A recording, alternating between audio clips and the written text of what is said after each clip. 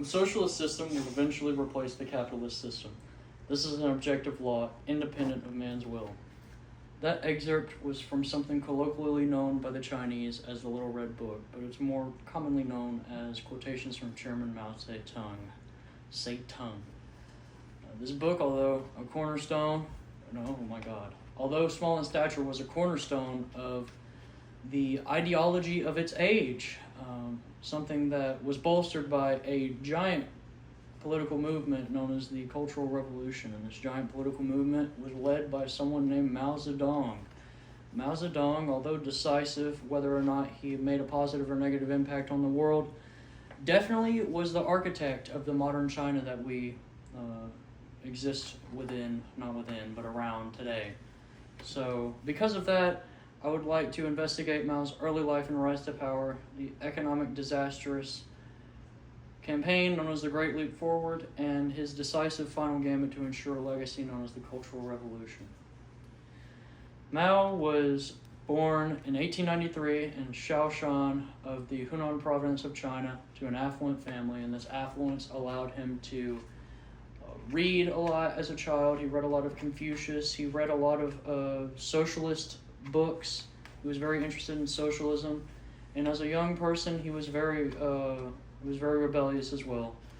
And once he moved away from home, he decided to start socialist clubs within his colleges and institutions, and had a very big adoration for military leaders. Eventually, he would decide to start the CCP with a group of other people, and over 22 years, he would grow the CCP's numbers and their military might, and eventually he was able to take over China. And something that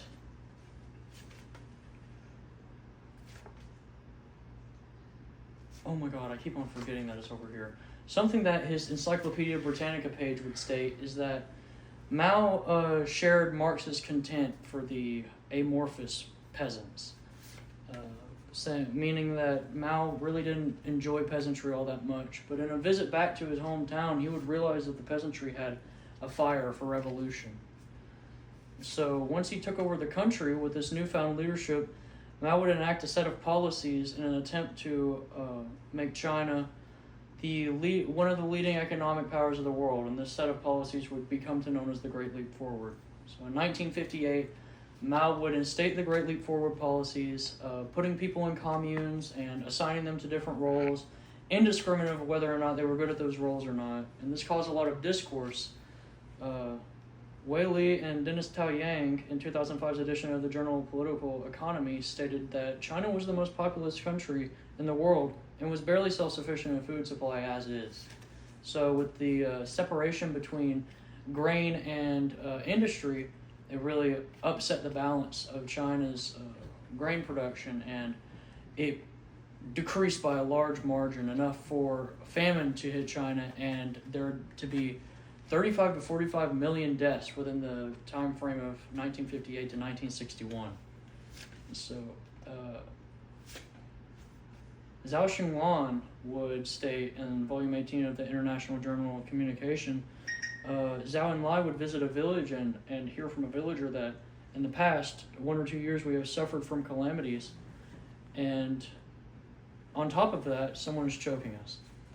Now, that someone that was choking us would be Mao's detractors. Mao would make this idea that all of his detractors were preventing his success and not take any type of blame for the Great Leap Forward or anything of that nature. And this cult of personality he was growing would become a final gambit to install a legacy. And this final gambit he would call a revitalization of revolutionary values, and it would later be known as the Cultural Revolution. And his goal was to establish the revolutionary fire in the youth of the nation and to excise any dissenters he had. And so what he would end up doing is, first he would take anybody that didn't agree with his political values out of his political sphere, out of the government, and he would parade them around and torture them on display. And this ultimately caused a problem. because it created fear in the nation. Not only that, he would close down the schools and teach the youth this revolutionary mindset. But this revolutionary mindset would be detrimental because they would create a syndicate called the Red Guard. And what the Red Guard would do is they would go around harassing people, harassing political leaders, burning down temples, destroying government property, destroying all types of property. They were very, very unhinged. And by the end of this time, Mao would realize that I did not even quote anything. S.K. Botani in Volume 3 of the World Affairs said that Mao intended to remove differences between urban and rural areas, between workers and peasants, and between mental and manual labor, which is not what happened. And a quote from Dai King from Gloria Davies and Afterlives of Chinese Communism, Political Concepts from Mao Zedong states that Mao was like God to these people, and she personally feared the day that he would no longer be with them. So Mao's godlike state that he had realized within this time frame would be completely detrimental to China's culture.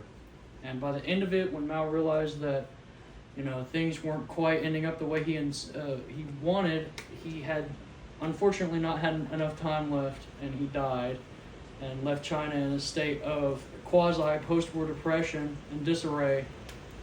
So now, in the present, China is...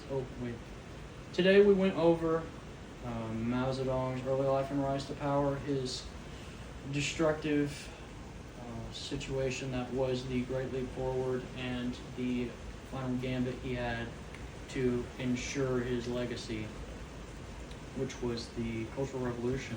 And I went over this because now China, as a communist one-party state, one of the leading world powers, is important to understand how that came to be.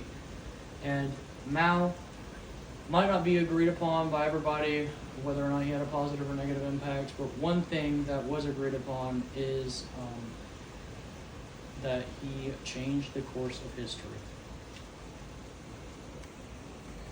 Did you stop? No, you didn't. The end.